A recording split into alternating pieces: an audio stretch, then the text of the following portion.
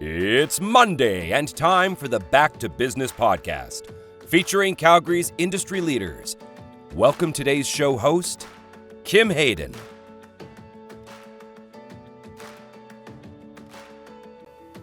You know what's said, show me your friends and I'll show you the future.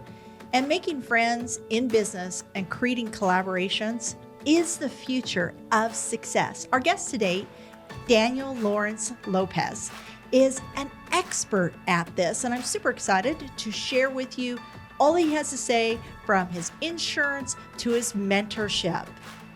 But first, our land acknowledgement.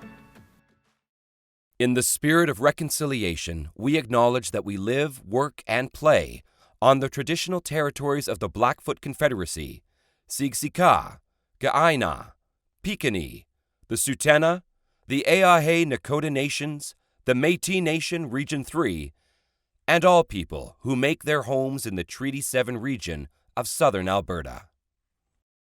Alrighty, welcome to the show, Daniel. Thank you. Thanks for having me. I'm so pumped to be here. Well, this is exciting because you're one for the new year. You're one of the first young professionals that we're having on the podcast. Oh, sweet. And that's really one of the goals here at the Back to Business Calgary podcast and our parent, which is the Calgary or the CPC club, right? So the Calgary Petroleum Club, is to really do a high focus on the young professionals because they are the leaders of where this city is going, right? But before we dive into everything that you're doing, if you could give us a little bit of framework as to who is Daniel. Oh, man. So born and raised in Calgary, Alberta. I love anything to do with adrenaline or adrenaline-related stuff, activities. Love it. Mom's from Guatemala, dad's from India. I got 2 younger siblings. I just got married 3 months ago. Love my wife, love hanging out. I enjoy having fun, I enjoy life, and I'm just excited for the future. And anything to do, sales, business, finance, money, I'm all about that in any way I can give value, whether it's through stuff like this or speaking or serving the community. I'm all about that.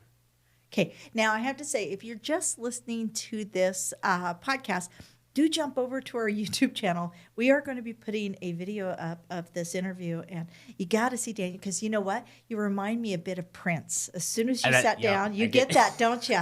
And I mourned when Prince passed. I was huge I think I spent back when I was a kid. The movie theater tickets were like $5 a pop, right, for the real theater, for the full blown theater. And I went and watched Purple Rain. I think I lived at the theater for a week. And I have to say, just right off the bat, as soon as you walked in, it's like, okay, I already know I'm going to like this guy. That's too funny. You've heard that before then. That's just... I'm missing the eyeliner and then, That's easily remedied. Yeah. So let's talk about what you do because it sounds like there's lots of options for you. It sounds like you have lots of interests and lots of skill sets, but what do you do with all that? So my main bread and butter right now is I run my own insurance practice alongside with my wife. So we focus on helping business owners protect risks and take advantage of different tax options out there using different insurance vehicles. So we focus on life and health insurance. Obviously, that can range from disability insurance to life insurance. So that's sort of the simple, in a nutshell, version of it. And health insurance is now with the way that the economy is going, having benefits for your workers is actually really becoming like that differentiating factor. If I take this job over here at $25 an hour, or I take this job over here at $25 an hour, that seems to be the differentiator. I'm going to dive into a few things around from an entrepreneur or an SME, a small business enterprise perspective. Walk me through the insurance world, and is it because most people, when I think they think of insurance for their business and such, they're thinking it's going to be thousands of dollars a month. What does that kind of look like, especially here in Calgary for our developing businesses? Yeah, so there's 3 main types of insurance that I sell, so to speak, aside from group benefits, which most people are familiar with: life insurance, disability insurance, and critical illness insurance. So really where I come in when I work with a lot of corporations and business owners is they have money that's trapped inside their corporation and they're trying to find ways to get it out, or they're trying to find an exit to the company, and they're looking at the most tax advantage way to do so. But not a lot of people realize is insurance, mainly life insurance, is a great tax haven because there's no taxes inside an insurance policy. In the income tax code, that's tax-free. So what corporations do, it's not legal tax advice, so just putting that disclaimer out there. Yes, disclaimer, PSA here, this is not, we are not telling you what to do, we're just sharing what you do. Okay. So, you would take money from your corporation and stuff it into an insurance policy. Typically, when you pull money out of the corporation, you pay taxes. Business owners don't like that, so they just keep it in there. But then it's not working for them, it's just sitting there. Versus you stuff it in an insurance policy, you might have a few options depending on how the policy is set up, on how it can grow in the policy. Money that is growing in your insurance policy is growing tax-free. Whereas if it grew in your corporation, you're paying 50% taxes on that. So money is growing in the insurance policy tax-free, and at the same time, it's also a life insurance policy. So you pass away, you got this massive life insurance, payout that can go back into the company, again, tax-free. So it's different ways of accessing the money in your corporation, or also you just need life insurance because if you pass away, who's going to pay taxes, when you're gone, whether it's in your business or your personal family. So in terms of the cost, it really comes down to your age and your health. Mm-hmm. Right now, mortality rates are actually decreasing. So less people are dying. I think people are dying. Yeah. So a lot of insurance companies have lowered the cost of insurance over the last couple of years, interestingly enough. So it's cheaper to get insurance now than it was 5 years ago because there's less risk, because of the advances in like research and just, where science is at and things like that. So right now is actually the cheapest time to get insurance, if you can, than it was 5-10 years ago. So in terms of the cost, it just comes down to, are you a smoker? Are you healthy? Yeah. What's your age? Gender, women, it's cheaper for women to get insurance than men because they have less risk. They're less likely to die, which I can see why. I have a 25-year-old son and a 34-year-old son, and I can tell you, I totally get it. Oh yeah. I mean, when my 34-year-old son was like 17, he got a ticket from the city of Calgary for riding his longboard while hooked onto the back of a city bus. I'm just thinking that's not really, that's so we all understand why young men or men have, Okay. So let's pull this apart. How did you get started in this? It sounds like it's a pretty solid career path that is sustainable, has growth opportunities in it, and will provide well for a family. Mm-hmm. So how did you get started in this? How did you know that this is something that you can not only do, but grow? Mm-hmm. So it ties into the story that we were chatting about earlier a little bit. So my parents have been in the industry for about 15 years, over 15 years. So I grew up watching them build their practice and run their business. But when I graduated high school, that was not my first choice. I was a videographer for a little bit, for about a year, freelancing. And then I was doing Amazon private labeling and e-commerce for a couple of years. We had family friends, very successful in their early 30s that were doing it, and they took me under their wing. And they knew I liked business. I've been in business since I was like grade 4. I was collecting bottles and selling stuff. So I've loved like just the entrepreneurial side of things. Before that was the sexy word, today. Yeah. And so I was doing e-commerce stuff. Then my, mentor, Andrew, ended up passing away from cancer. And he was 34 years old, 4 kids, all under 10 years old. And, now his wife's a single mom, sort of like this. And they had a really successful business. But when it came to finances, it was something that his wife didn't know a lot of at the time. Now, my parents were him and his wife's financial advisors. So I saw them pay out the critical illness insurance, pay out the life insurance, help, the family with everything. And, to this day, they're still clients. And so when I saw that, I was like, okay, I can make as much money as I want, but if I don't know what to do with it, it doesn't matter, right? I can build this big empire. I can, when I have a family and stuff, but if I pass away and I have no idea how to steward this wealth and pass it to the next generation, so my family's better off, then what's the point if I don't know what to do with it? So that's really when I started getting into learning mode. And I just asked my parents, okay, I need to learn more. So I got my licenses, jumped in, in the game. I think I was 19 at the time. Wow. And Yeah. so that's sort of how I started. It was about 6 years ago. That's crazy because then that means that you've literally been working and looking at the entrepreneurial space since you were like 14. Yeah. Yeah. And I have experience with that. My middle son actually started his first videography and got his drone licensing and went to SAIT when he was still in high school. Oh, wow. That's amazing. That's awesome. All his filming. And I think that if you just know, but you touched on a very valid point. It's easy for some people to make money, but then how do you keep it? Yeah. And I think that is a really, really valid point. As somebody myself, and I see a lot of parallels in the sense that insurance and real estate seem to have very similar, like you have to be licensed with with a brokerage. You have to, there's a lot of parallels there. And I know that I've seen a lot of real estate agents that have tons of bus benches, but are sleeping on one too, Yeah.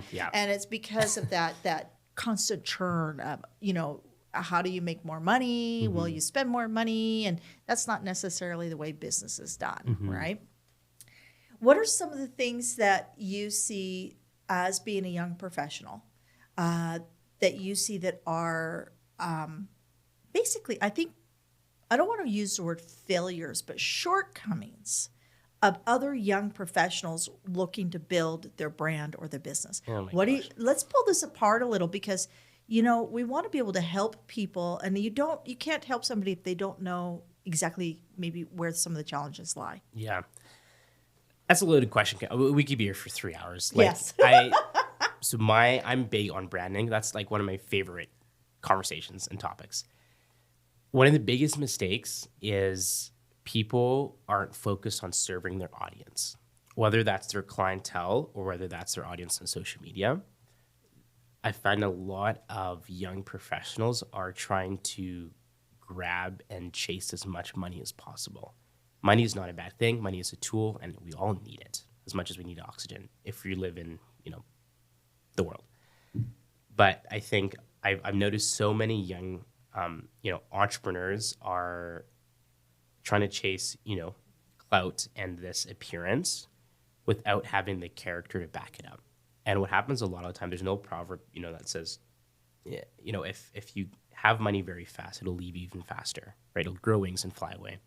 And I think a lot of young people are, because it's easier to make money now than ever before. Yeah. Right. And it's easy actually to make money when you're under 40. It really is. It gets much harder as you get older. I could see that. And under 40 because you guys are so agile. Okay, fair enough. That's the coolest thing is like you've been raised in this space of technology that everything is possible. So true. Whereas when you're over 40, 50, and I'm not speaking for everyone, but I'm just saying in general, those who have not been raised in it, we go, is it possible? But I think the value in, in your generation, because you're the same age as my parents, is you've built character and you have integrity. Yeah. For the most part, I'd say. We try. We try for the most part. A lot of my generation is very much big talk and very little action. And I think the best way to build a brand is you just gotta have character. You have to do what you're gonna say you're gonna do. That's how you build brand. Right? The brand is what people say about you when you're not there. It's the people's perception of you, their thought of you when it comes to a story or something. And so I think that one of the biggest things that destroys people's brand is because they're not focused on serving others and they haven't built the character. Yeah. It's constantly asking for something when you've made no deposits. Yeah. One thing my mentor says is dig the well when you're not thirsty. So that way when it's full, you can just pull from it. Right? So it's constantly giving with no strings attached. There's a business guy right now, Alex Hormozy, in the States, and he's blown up. And his biggest thing is he gives without strings attached. He has courses that would cost tens of thousands of dollars to buy about offer creation and getting leads and stuff like that. And he just gave it away for free. Did this whole launch and everything and gave it away for free. He's like, my job is to help people go from $10 million businesses to $100 million businesses. But most of you aren't at the 10 million. So I'll just give this stuff for free and then let's do business when you're at 10 million. So he's one of the few now whose mentality is completely different from trying to ask, and try to make the sale versus he's just giving without strings attached. And I think that's, I guess to answer the question, I think that's the biggest problem with the lawyering professionals, especially online, is they are constantly asking and trying to make a sale without actually serving their audience. And they're doing that all under this, persona that they've created and fabricated online to make it seem like they're actually successful when in reality they're not. Yeah. Because they never built the character. Because if they made money, it was fast and they didn't have the integrity and character to hold it. And they're not giving, they're not serving. So that's sort of my long-winded answer. No, that's awesome because it really does. I think that a lot of people don't do the research and they don't know the true numbers. That's true. So, yeah. 90% of all businesses will fail in its initial conception, right? And the ones that succeed typically have a seed within that initial conception. And what's fascinating is I read that a lot of successful businesses, the founders' inspiration can be tied back between the ages of 8 and 14. Interesting. There's a seed that is planted somewhere in there that is so deep, either from a trauma or an inspiration, something that helps get them, that is that catalyst that sticks with them, that gives them that strength to push hard when times are hard. But I think people understanding what the statistics are allows you to be prepared. Only 9% of all startups ever achieve 7 figures. So if that's the 9%, are you willing to put in that amount of work? And understand Nike was virtually bankrupt for the first 30 years. Brene Brown taught for 30 years before she was overnight discovered. Like, we have to be very real about this. And I think some of the things you're talking about is the things that have me very concerned in that parasitic space of people feeding on top of people, because they're going overnight. And those are magic beans. Those are not real. These things do not happen. Nothing worthwhile comes easy. Yeah, so true. It's like last night I had the blessing and honor of sitting in the family room listening to my 3 adult children, their partners, and my grandchildren playing a game. That's hard work. When your entire family can, on their own, without you having to drive it, connect. And that's like a business. Can you get your business to perform and connect and collaborate and inspire and have fun and create that space without you having to personally drive it? You've put all the hard work in. Let's talk about collaboration. Because I think this is my take. Yeah. I believe that collaboration is going to be the secret sauce for success over the next year. And you have to find people, and instead of looking, I'm going, oh, they have 5 things that they do well, and one of them I also do, so I'm not going to work with them at all. Right? Let's talk collaboration. Tell me your thoughts on collaboration. Where do you see opportunities? So I'll give you a story. Awesome. Personal example. I love stories. So I didn't share this before, but my wife and I also have an events company. So we host upscale business events twice a year. We started a year ago, 2022, I guess 2 years ago now. And it's called Project X. And it'll come full circle. So how this started was I had this idea for a just different type of networking event. I've been a lot over the years, been hundreds. Most of them, it's just a bunch of broke people talking to other broke people to try to get their business. So nothing comes out of it typically. But I wanted to do something that was different, that was more of an experience. And especially coming out of COVID, I realized looking at just stats and where people's headspace were in the business space, is that they would pay more for experiences than just to attend something. So I'm like, okay, what if I did something like that, where it was not just a networking event, but it was some type of experience that focused on genuine connection and removing all the BS of, trying to present who you are, whatever. And so I did it at the Ranchman's Club was the first one I did it at, and had 30 people, and it was like I sold out. I wanted to keep it small to focus on the experience, and I sold out. And I had 4 speakers, and I was charging like $100 a ticket. And this is my first event I had ever done, and I was like, who's going to pay $100 a ticket? Like, I don't know, am I charging too much? And this was including like food, I had 4 speakers, I had TikTok influencer, I had my mentor, who's a big business guy. That's like a $300 to $400 ticket. Oh, totally. Yeah. So that was the first one. And it was meant to be a one-time thing. I had this itch, in my back. I had to scratch about bad events in Calgary. So I did the event. I was like, done. But everyone's like, dude, when's the next event? And I was like, I don't know. And I'm a big car guy. I like cars. So people kept asking me. So I was like, okay, you know what? It'll be August. And this event was April of 2022. So now we're in about June. And I'm like, I'm going to do another Project X in August. So 2 months later, I go to the Porsche dealership. They had a marketing guy at the time who didn't even want to talk to me. So I'm like, okay, fine. So I walk across the street. I go to Ferrari. And this is where the collaboration piece comes in. And I talk to the biz dev guy there. And I show him a video of my first event. I say, here's my vision. Here's what I want to do for Calgary. I'm just trying to, reward entrepreneurs for their hard work and just make them feel like they care, that someone cares about them, that someone sees them, knows the work they're doing, just connecting people that otherwise would never be connected. And he sort of paused and he was like, you know what? I like you. I like what you're doing. I'm going to waive the $10,000 rental fee to host an event at the dealership. Let's do an event together.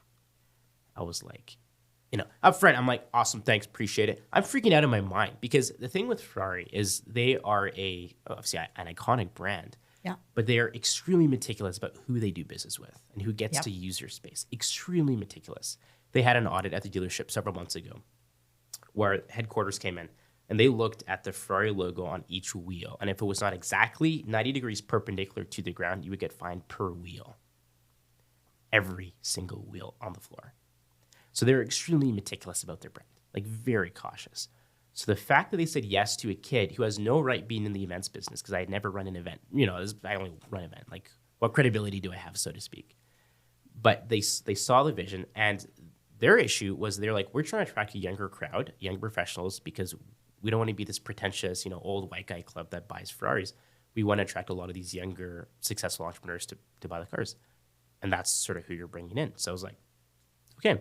So all that to say, collaboration, I think, is such an underrated tool that if you don't have the financial resources, can get you into doors that money would not. Wouldn't matter how much money I had. I could have walked in with $100,000. Ferrari wouldn't have cared about me offering $100K to use it's the brand. They see what I was doing. They saw that there was something there. And they knew that I was willing to work with them. And so collaboration happened. And that led to so many other doors opening, over the last 18 months. I know that CPC does a collaboration with, and I can't remember which dealerships. They've got a couple different dealerships. Oh, no way. They actually do ride nights and things like that, reveal nights with them. Oh, no way. And that's all in that collaboration space, right? Because everything a true believer of, your net worth is in your network, 100%. Right? Yeah. What do you say to a lot of the young professionals? So people, 28 or 27 to 32 that I've worked with. So I'll say, do you want to come and do this with me? And da-da-da-da-da. And they'll say, well, I'm worth X amount of dollars an hour. And then they shut it down. And they don't realize, well, we're going to actually put 4 times that amount into the content development behind your brand, right? So what do you say to people when an opportunity comes to them? What does a good opportunity of collaboration look like? It's a great question. First, you have to know your own values. Like, aside from the tangible financial, your cost per hour, what are your own values? And the person that you're collaborating with, do they align with those values? Because that's the biggest thing that will destroy your brand, is if people see you doing business with someone that is not aligned with your values. If someone saw me with a rapper and I was doing a video in like a club with like strippers and all the stuff, my brand would be destroyed. Yeah. Because those aren't my values. Yeah. So that's the first thing. We're not judging here, folks. Yeah. If that's your thing, man, do what you got to do. It's not my thing. But it has to align with your values. That's the biggest thing. There has to be that congruency first.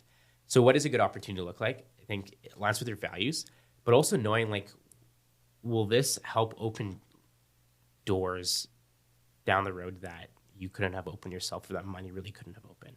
I think if the answer is yes to that, I think collaboration is always worth exploring and looking into. That's how I've grown my network and my business is all collaboration. It's all gifts in kind. It's very rarely is it a transactional. It's, hey, let me open this door for you. Do you mind shooting video for me? That's why I have 4 videographers for the Ferrari event I did, was because it was like, I'll give you access to this person, and I didn't pay for video. It was a $20,000 video gig, but Yep. I didn't have to pay for it because I offered them some type of, in-kind value that was worth it to them as well. So I think it's, will it open doors for you that you couldn't have opened yourself? I think if that answer to that is yes, then I think that's a great opportunity. Networking intimidates a lot of people, especially if it's not intuitive. If somebody's an introvert or somebody that is new or feels that maybe sometimes people feel they're batting outside of their range, right? There's a lot of things that really affect people's confidence when they walk into, or comfortability when they walk into a networking opportunity. What are some of the ways that you leverage and navigate networking? Because I just get the feel that you are like incredible at this. What are some things that you could share with other people? And this is not a young professional scenario. I know people women who are in their 40s and 50s that are exiting a corporate space, going into an entrepreneurial space, and now they're confronted with networking, and they're going, oh, how do I do this? What is some advice or insight you could give people on having a successful network? I think we talked a little bit about knowing your core values through collaboration.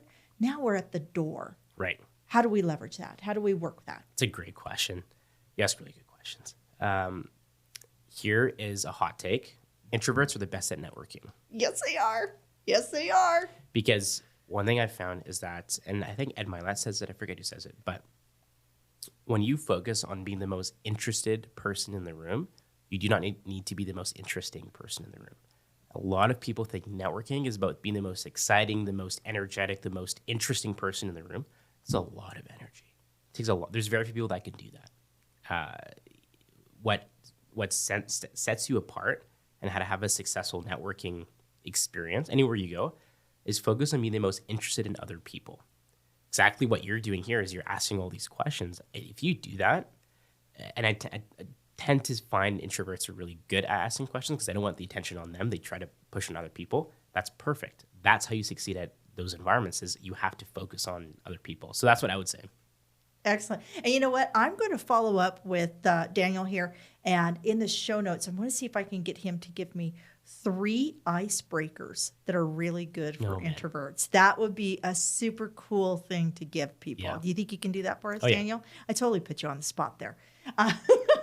So I want to close this up with a couple things. One, how do you find here at leveraging everything you've done and where you're going in your business and what you're working on between and the reality is if you are an entrepreneur, there is going to be an events application somewhere within that business plan. So saying that you do events and you're in insurance, it's actually all applicable. It's all like one thing. You know, you have to be omnipresent in today's world. How do you feel here at the CPC, at the Cal Peak Club? How does this work within your growth strategy? Great question.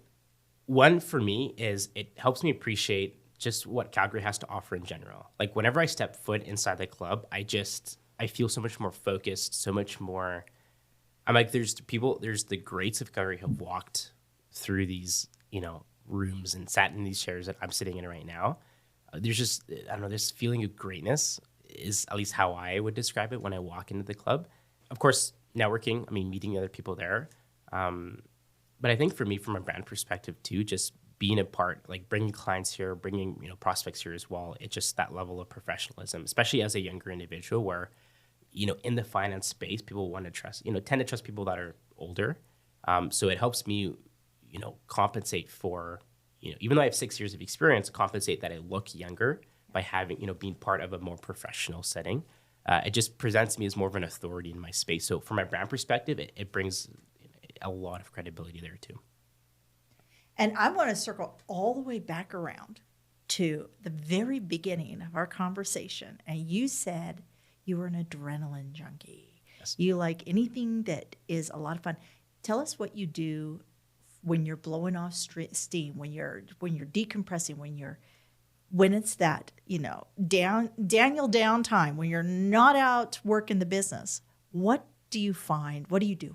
Oh man, drive fast cars. In winter, snowboarding, getting into that again. In the summer and spring, paintball. I love paintballing. So that's my biggest thing. And then just anything that might involve the risk of death, I probably will do. I'll be doing skydiving in the summer. I haven't done that yet. I'll be going with a friend. We're jumping off a plane in suits, so that'll be pretty fun. So anything that involves the risk of death, I'm probably going to do. There you go. You should move next door to Fraser Abbott. He plays the bagpipe, and he says he can lower property values anywhere, and I'm sure kill off a few. So, poor Fraser and his bagpipes. But you know what, Daniel? This has been amazing. And like I said, folks, we're going to have all of Daniel's contact information in the show notes. I'm going to pester him for those 3 great icebreakers for introverts to have successful networking. And you know what? Look him up online. Where are you at? Instagram, Facebook? Yeah, mainly LinkedIn? Instagram, LinkedIn. Yeah, Instagram, Daniel LinkedIn. Lawrance-Lopez, but Lawrence is spelled with an A, Lawrance. Excellent. Thank you for sharing your time today. Thanks so much. Appreciate it. Thank you for joining us today on the Back to Business podcast. Be sure to visit calpeteclub.com, CalPeteclub.com, to find out more about upcoming events, networking opportunities, and membership. If you are not already a valued member at the CPC, where we are proudly connecting and supporting Calgary's business leaders.